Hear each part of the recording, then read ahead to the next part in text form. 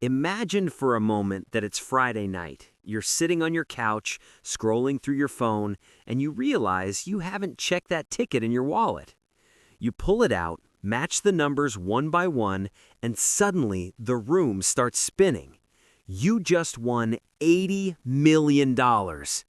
You immediately think about the boss you're going to quit on, the debt that's going to vanish, and the massive house with the infinity pool. You think, finally, all my money problems are over forever. You're certain that wealth is the cure for your financial stress. Most of us think that if we just had more zeros in the bank, our bad habits would simply evaporate under the heat of all that cash. We relate to the idea that a lack of money is the problem, but we rarely stop to consider that money is actually just a giant magnifying glass for who we already are. Hi, welcome to Money Decoded. Today, we reveal the hidden mechanics of why sudden wealth won't fix your life and why most lottery winners lose everything within 5 years. If you're someone who wants to understand how money really works, make sure to subscribe and like this video if it helps you. Look, here's the thing we need to address right out of the gate. Having money and keeping money are two entirely different skill sets. It's a common financial assumption that rich people are just lucky, or that being wealthy is an end state you reach. But the reality is that wealth is a dynamic process. According to the National Endowment for Financial Education, about 70% of people who suddenly receive a large windfall of money, whether from the lottery, an inheritance, or a legal settlement, end up bankrupt within a few years. Think about that. You have a better chance of staying broke if you win the lottery than if you worked a normal job and saved. Why? Because you've been given the harvest without ever learning how to plant the seeds. Let's look at the math, because this is where it gets really interesting.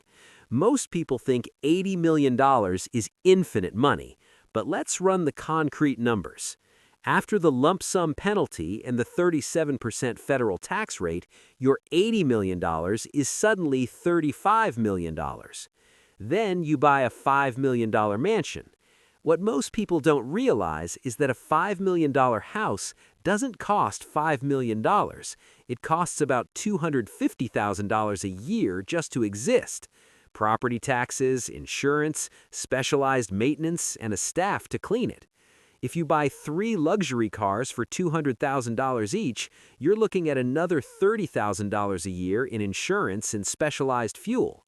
Suddenly, your free life has a burn rate of nearly $1 million a year before you've even bought a single steak dinner or helped a single family member. Here's where the psychology shifts, and this is what most people don't realize. When you earn money slowly over 20 years, your brain adapts to the responsibility of each dollar. You learn the value to labor ratio. But when wealth is sudden, your brain treats the money like found money rather than earned money. Psychologists call this mental accounting. You're much more likely to gamble away a $100 bill you found on the sidewalk than a $100 bill you spent 8 hours in a warehouse to earn. To a lottery winner, that $35 million feels like a gift from the universe, so the pain of paying is completely disabled. You stop questioning the price of things because the pile looks so big you can't imagine reaching the bottom. Now, you might be thinking, Finn, that wouldn't be me. I'd just put it in a savings account and live off the interest. I hear you, but here's where the social pressure trap comes in. The moment your name is announced, you aren't just a person, you're a walking ATM. Look, it's not just the long-lost cousins asking for a loan they never intend to pay back. It's the psychological guilt of being the only wealthy person in your circle. You start paying for everyone's dinner. You pay for your best friend's wedding. You buy your mom a house. It feels good at first. It's a dopamine hit of being the hero. But you are effectively training everyone around you to stop being productive and start being dependent. You aren't building relationships, you're managing a payroll. Here's where it gets really interesting. The lifestyle creep is a one-way valve. It is very easy to move from a Toyota to a Ferrari, but it is psychologically devastating to move from a Ferrari back to a Toyota. Once you've tasted the private jet, the first-class lounge, and the five-star concierge, your baseline for happiness shifts. This is called hedonic adaptation. You need more and more spending just to feel normal. When the $35 million starts to dip toward $10 million, a normal person would panic, but a lottery winner often doubles down, trying to win back their previous status through bad investments or even more gambling. Let's look at the story of Jack Whitaker, who won $315 million in 2002. He was already a successful businessman, but the sheer volume of the wealth shattered his life. He was robbed multiple times, lost family members to the pressures of the money, and eventually said he wished he had torn the ticket up. This is a story we see over and over again. The money doesn't solve your internal problems, it just gives your demons a bigger budget to play with. So how do we actually fix this? How do you avoid being a statistic, even if you're just winning a mini lottery, like a big year-end bonus or a small inheritance? The first actionable step is the waiting period rule. If you receive a windfall, you do nothing for 6 months. You put the money in a boring, low-interest money market account, and you don't touch a single cent.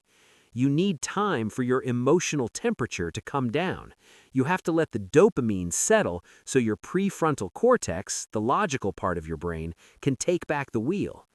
Actionable step number 2, build a financial moat. You need to hire a team of no. This includes a fee-only financial planner, a tax attorney, and a CPA. Their job isn't just to grow your money, it's to be the bad guy. When a relative asks for $50,000 for a can't-miss business idea, you don't say no, you say, "My board of advisors handles all outgoing capital, I'll have to run it by them."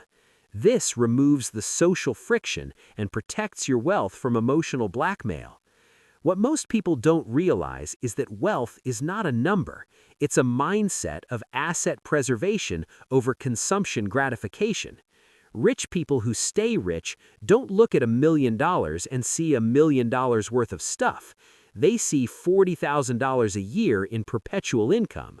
They see the math of the 4% rule. If you have $10 million and you spend $400,000 a year, you are wealthy forever. If you have $10 million and you spend $1.1 million a year, you are just a slow-motion bankruptcy waiting to happen. The revelation here is that you don't need a lottery win to start building the habits that lottery winners lack. If you can't manage $1,000, you will never be able to manage $1 million. The hidden mechanics of wealth are boring. They're about discipline, delayed gratification, and understanding that money is a tool for freedom, not a scorecard for status. When you realize that saving alone won't make you rich because you also need the psychological fortitude to not spend what you save, you finally start to understand how the game is played. Take control of your habits today. Don't wait for a windfall to become a money person. Start tracking your net worth, understand your burn rate, and learn to say no to the small impulses so you have the strength to say no to the big ones later. Because if the universe did drop a bag of cash on your doorstep tomorrow, the only thing that would determine if it's a blessing or a curse is the person you've spent today becoming. Take action, build the mindset, decode the money. Money explained.